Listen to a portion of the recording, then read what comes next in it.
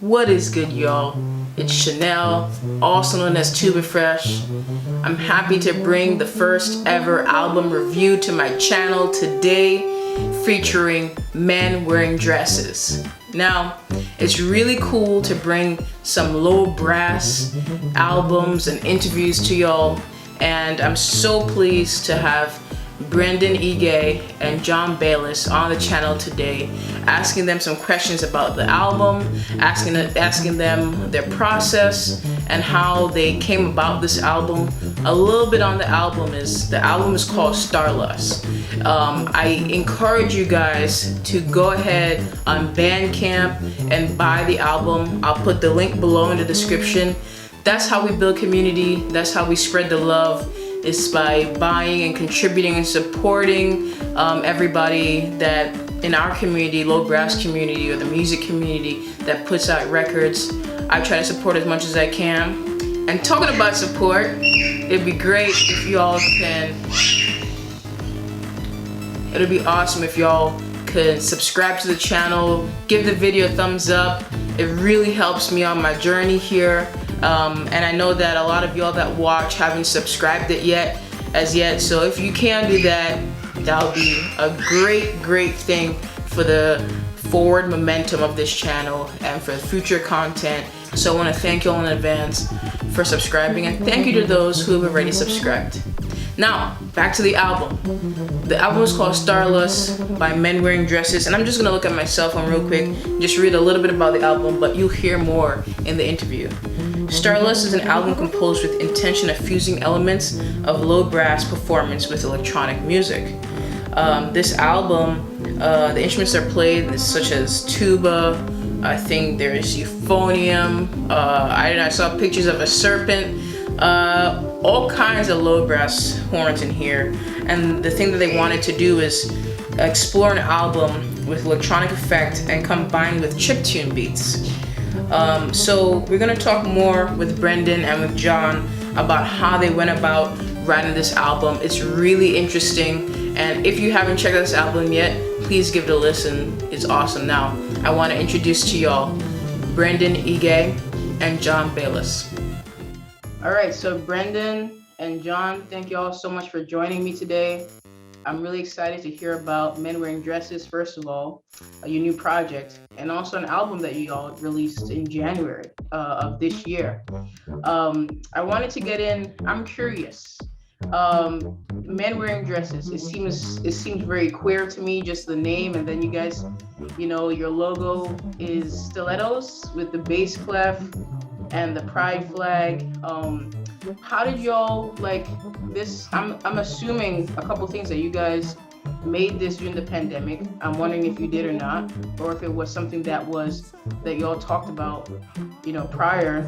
And how did you come up with the name and just the overall concept of the group? Brendan and I met at the beginning of the pandemic, and we wanted to start some kind of duo where Brendan would play the tuba because he's a great tuba player, and where I would handle the engineering because I'm a great audio technician. And we hadn't heard a lot of electronic tuba out there in the past, aside from, drums and tuba and a few other great artists. So that's Brian Wolf, right? That's right. Yeah. And Men Wearing Dresses came up because we were just spitballing names and going through a bunch of different names, and we couldn't think of a good one. And then I just almost said as a joke, how about Men Wearing Dresses? And Brendan really loved the idea.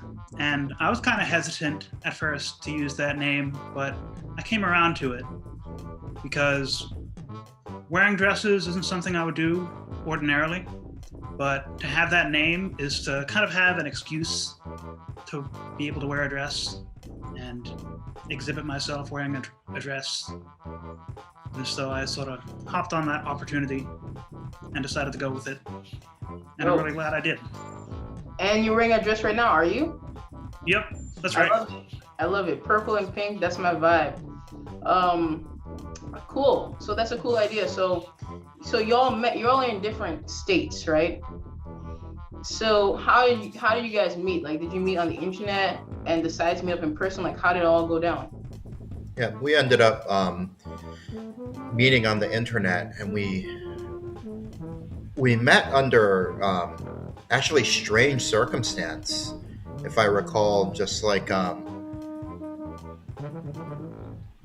think last summer there was a lot of I guess anti-racist activity in the online tuba community, and we kind of met through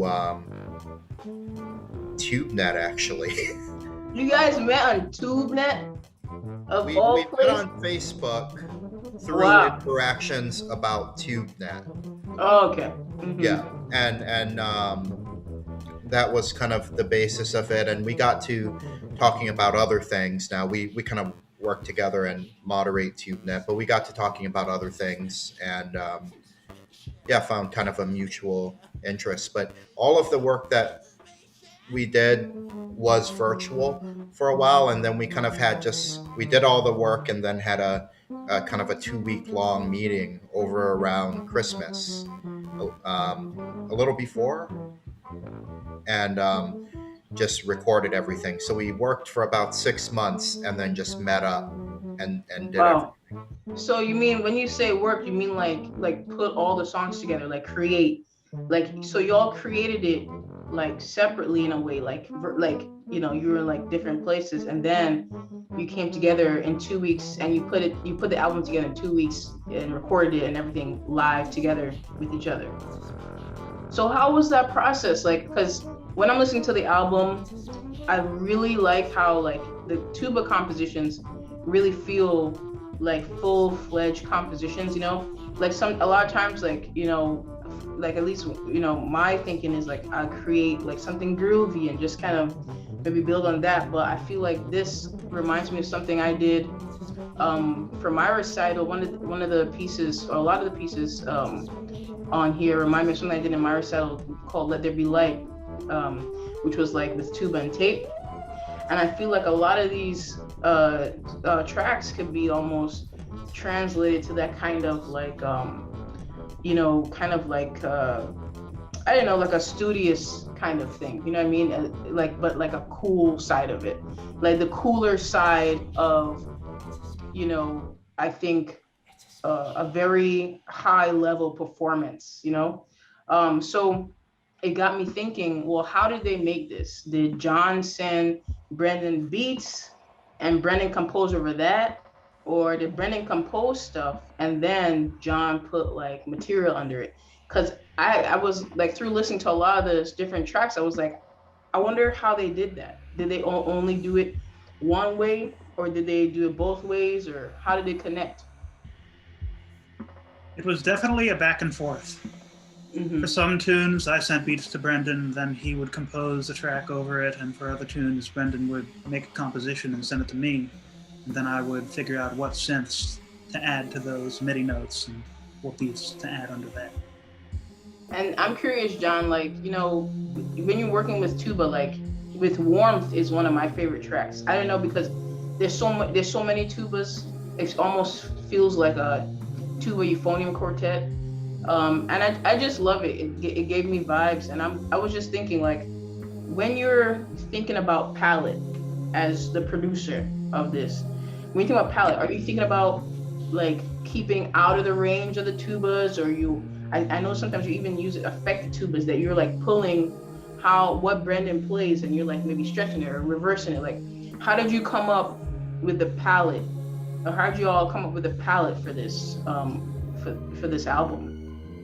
And I think that's a really good question, because we actually had a lot of discussion about that. And one of the ways that our process, I think, proved really effective is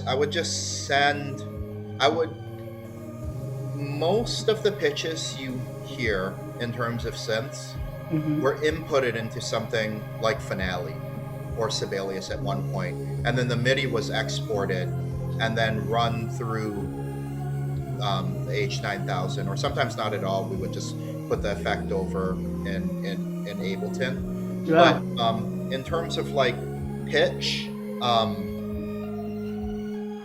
the pitches that are represented on the album were written. They were all written. So this album, I've told John before, I don't think we're gonna do it like this again, because it was a lot of work inputting every single pitch. But for that, you do get that kind of effect of like, I told, when we were talking about this project, I was like, let's look at this first one as more like classical tuba meets electronics, and we're really gonna fuse it, but this is kind of a classical tuba album in a way.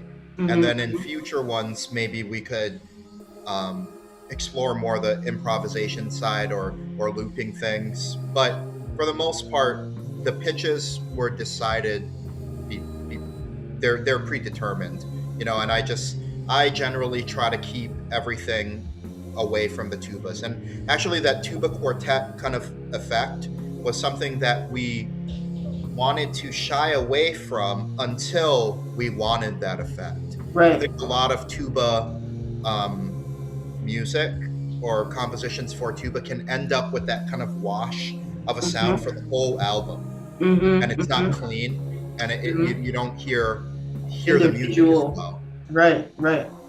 Yeah, I think it was actually, I think like it was really cool to just have it be on the 4th track, and maybe use it like one more time later on. But it was, like you said, really sparse, and it kind of it brings you in when it does happen, So I think, doing an album like this, when you think about, I was thinking about people like Bob Stewart when I was hearing you play, like some bass lines, like the triplet stuff that he does a lot too.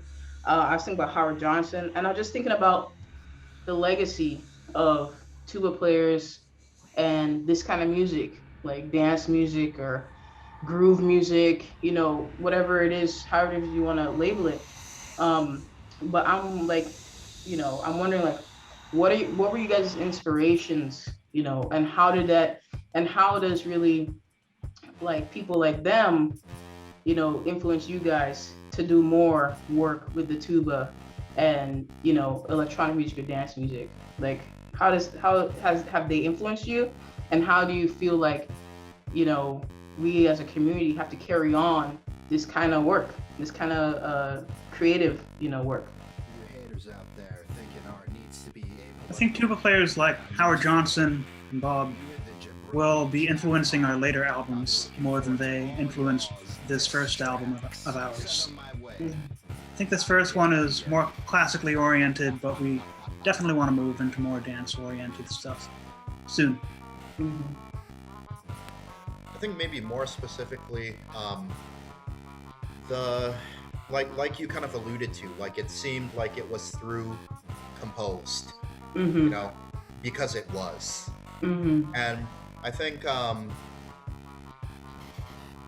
would like to explore more of on the bonus track, where the bonus track we kind of just did.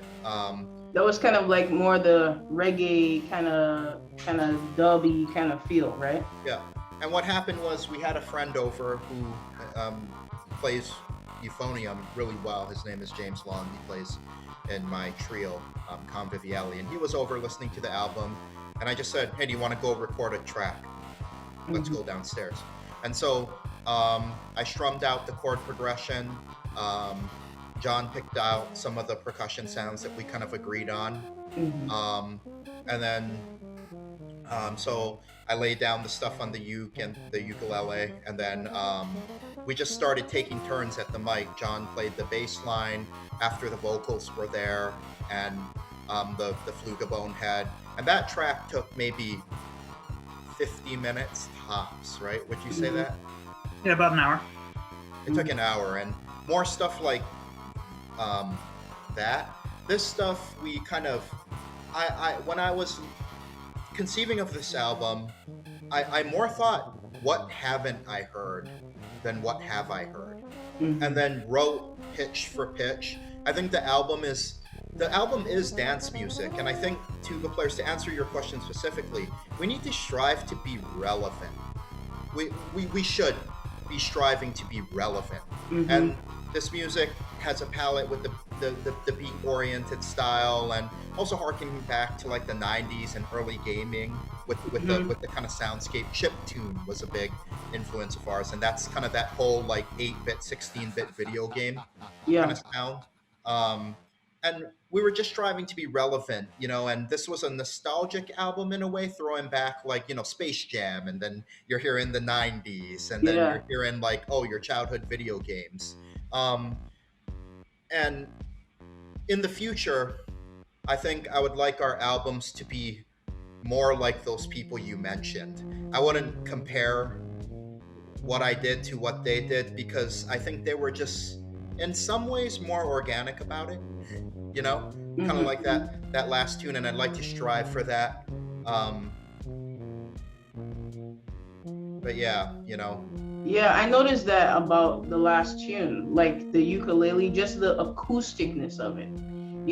It definitely like, perked up my ears, because first I was like, ooh, I like this groove, I like this feel, and then I heard the uke and I was like, oh, there's some acoustic stuff here, and it did feel like a jam, and it did feel like super organic. And I mean, I think there's like, it works super well as the last track on here.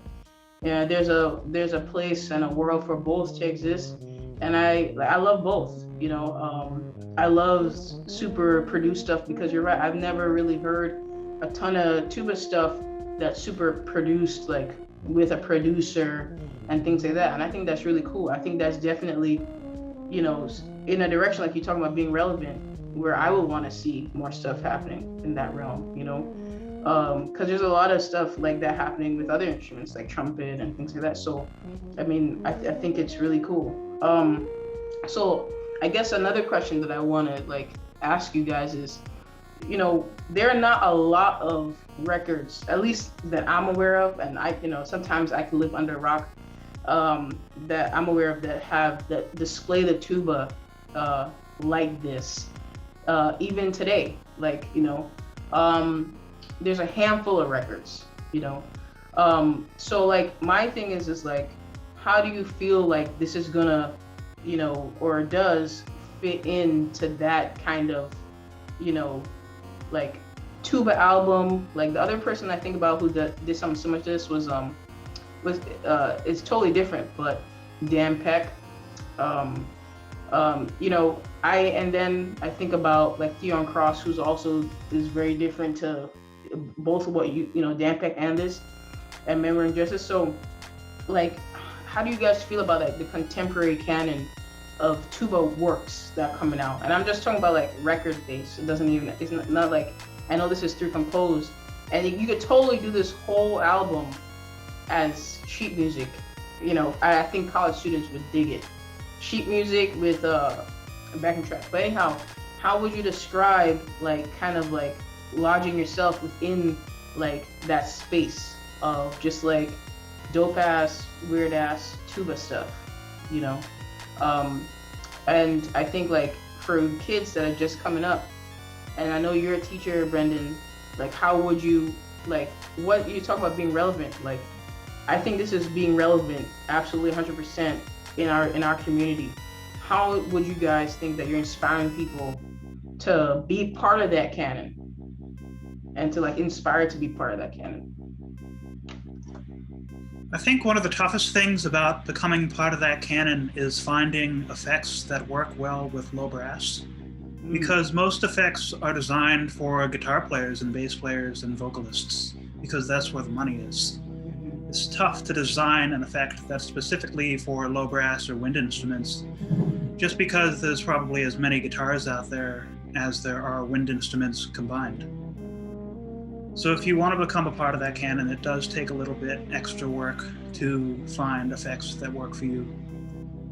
And thankfully, there's a group called Horn Effects out there. The website is horn-effects, just fx.com. And they have a lot of good reviews for guitar pedals that work well with low brass and wind instruments. Oh, dope, man. John with the plug. I never heard about this. Horn/effects. Okay, I'm gonna look this up. I'll put the link and everything for everybody. Oh, cool, man. Okay, cool. What about you, Brendan? For me, like thinking about this, like someone made a comparison that when they heard this album with it feeling like through composed, but there were still tuba was featured. They kind of compared it to, you were talking about the canon, Roger Bobo's record, like Gravity is Light Today, where like at the time, maybe the effects he were using, like we as maybe younger folks see it through a different lens. Whereas like maybe at the time when that came out, folks were like, wow, this is really hip sounds. You know, he was using some electronics, and he used some like jazz combo kind of accompaniments. And, you know, I wonder if when they heard this way back then, they were thinking like, wow, this is super relevant. This is super cool, which was intriguing for me to think about, because I never thought of it that way. I was like, this is really sick tuba playing to some quirky but effective kind of backing tracks. And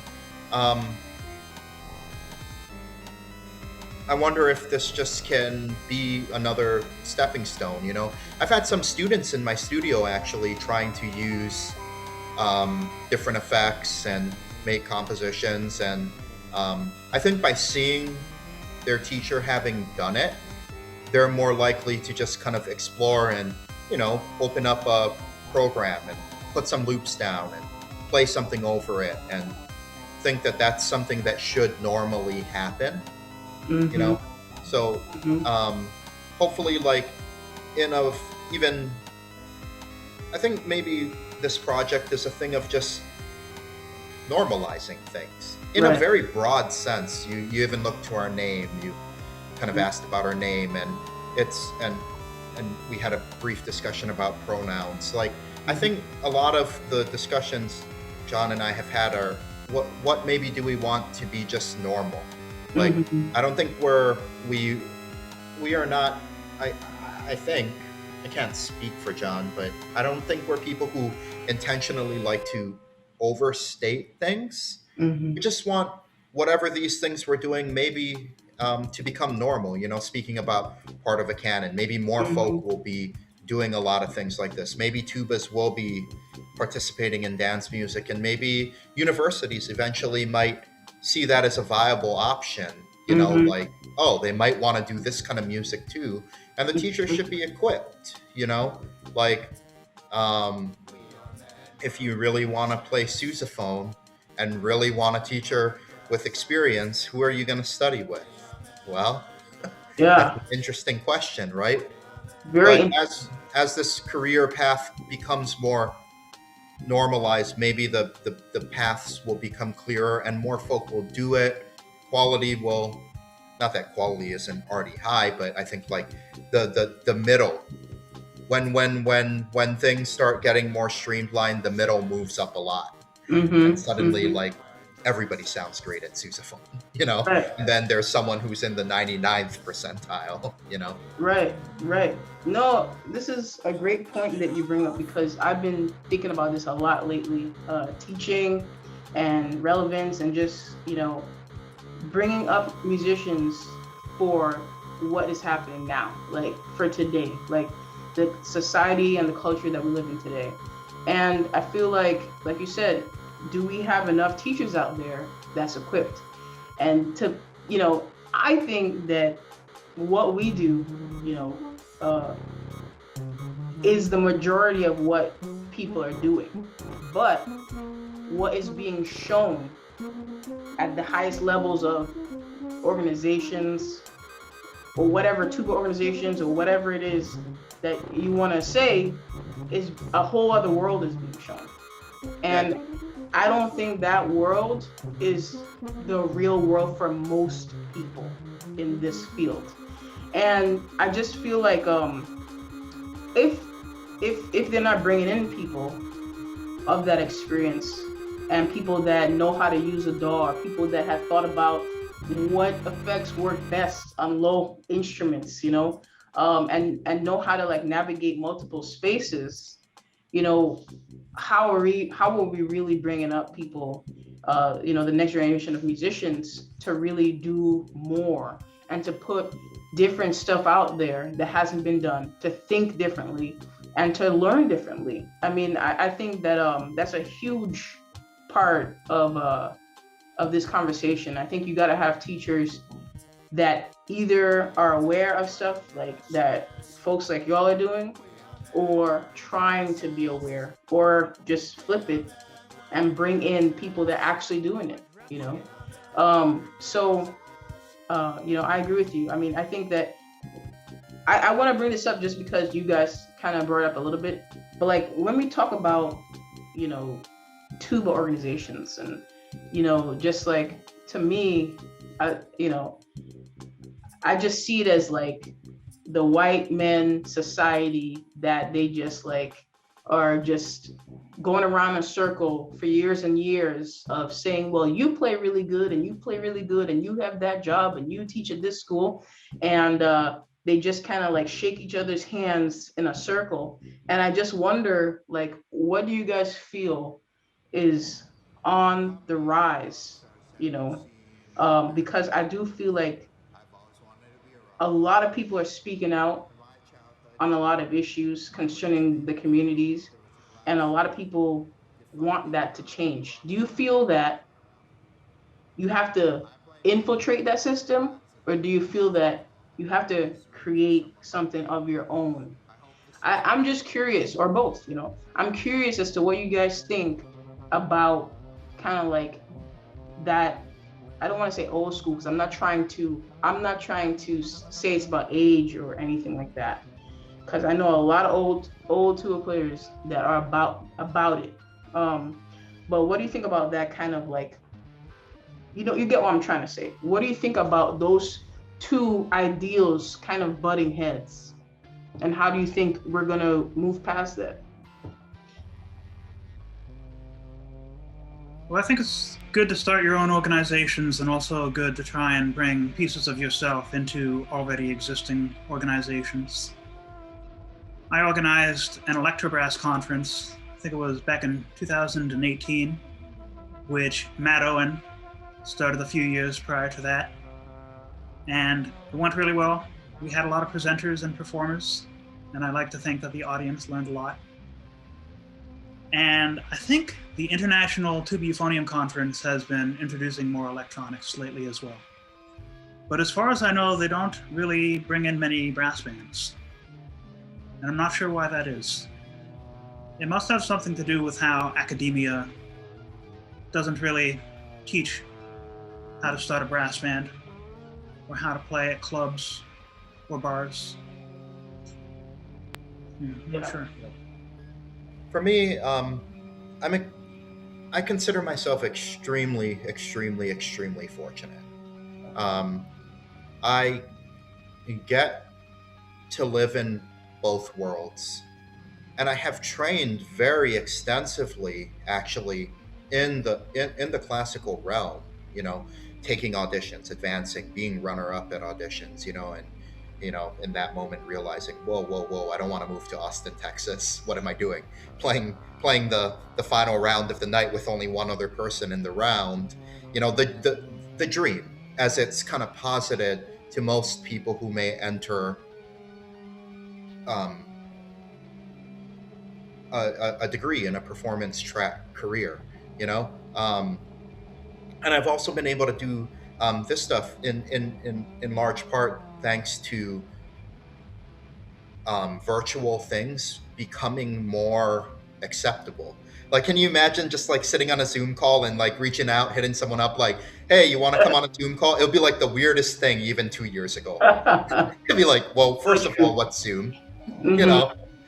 And so I've gotten to do a lot of these things, and to speak on kind of both fronts, to go off what kind of John was saying, I do think ITEA is bringing on more of this type of music. The very last performance of VTech, which was their conference this year, was their after hours kind of concert, and that was their concluding performance, and it was men wearing dresses, and I'm really blanking on the names right now, but Joe Exley. Yeah, yeah, and then really cool, like almost like indie prog music. Like it wasn't prog rock or prog metal, but it was almost like indie prog. Like the progressions were just kind of, I don't know, hit my ear that way. And it was super cool. And then to see someone come on and say, wow, what an amazing concluding concert of our series. That was something different. One discussion in ITA that I've been a part of is establishing a, kind of more diversity amongst the music. Maybe thinking about like not just placing anyone who's not classical music into after hours concerts. A huge discussion happened about that, involving a lot of people who make decisions in that organization. And to my knowledge, every tuba organization, so ITA, Falcone, Women's Brass, which is peripherally related, obviously, to tuba, TubeNet, and like all of these large scale organizations are trying to make these changes. And something I do tell some of my students or some of my friends when I'm actually criticized by some folk, like, oh, you do both of these things, and they're like, if you play classical, you're racist. You're immediately part of a racist system. And people have told me that, who have chosen a different path. I don't know that I believe that. It does make me part of a racist, perhaps, and classist system, but I don't know if it is some of that. And I say, well, you've got to win the game before you can change the rules. So that kind of answers like one of those questions, like, do you have to infiltrate or do you have to start your own thing? And I do think if you want to change the rules, you do have to win the game. You have to win it in some way to have a voice in changing the rules. Now, do you have to exclusively win the game to change the rules? I don't think that's true. And I've also done some of those activities, starting the Tuba Euphonium Social Justice Initiative, trying to create spaces. One big project I have this summer is trying to create a working pedagogy that's just posted on our website for free. So anybody can just go and have all these exercises and not need to buy 10 etude books. That'd be super cool. Make it more accessible. All these, big name players want to like make these warm-up books and sell them for $60. Well, I don't even know if they need any more money, like playing tuba, right. But like, why don't we, I could just make this free by starting this organization with the help of so many others. So I think there can be a two-faceted approach. Like, it doesn't have to be like we're against it, or and we're starting our own thing and just trying to reinvent. And it also doesn't have to be we're infiltrating in a way to try. It could be more organic. If you're lucky enough to have that privilege. I consider myself really lucky, though. Most people don't get the opportunity to do both, right. So right. I understand I'm speaking from privilege as well as a person who's gotten that chance. Right. I think it's really interesting how you're putting it, because, like whoever is saying about if you play classical music, you're racist, that's absolutely absurd to me. I don't understand that. But, I think that, something like ITA, it almost seems like inherently exclusive. And I think when you're younger and you're in school and you learn about it and you're part of it and you join it or whatever, it seems like this is just what it is. Like, I understand that, I am a minority within this community. But then I think as you get older and you see so many different kinds of people playing so many different types of music, you're wondering if this is truly a Tuba Euphonium Association. There has to be more than just the Falcone competitions and who won what job, So I think it's great that there are people that are now, trying to understand and, realize and bring to the front that change needs to happen, but they have to do it in a way that makes sense. Like you said, the after hours things that rubbed me the wrong way. Why does it have to be after hours? Immediately rubbed me the wrong way. And the other thing is, like, we don't have to get into the whole thing now, but there are things that when you're trying to be inclusive, you better have that budget to be inclusive. You know what I mean? Like you better come with real and serious commitment to it. You can't just expect that everyone's going to be happy with a handout. So that is my perspective, and when I think about it, I think, well, do I want to be part of something like that so that people after me can have an easier experience, or do I just kind of want to be like, the new world is we're gonna find we're gonna find the things we need wherever we find it. And that's an option, and that's an option, and that's an option. You know what I mean? I don't know.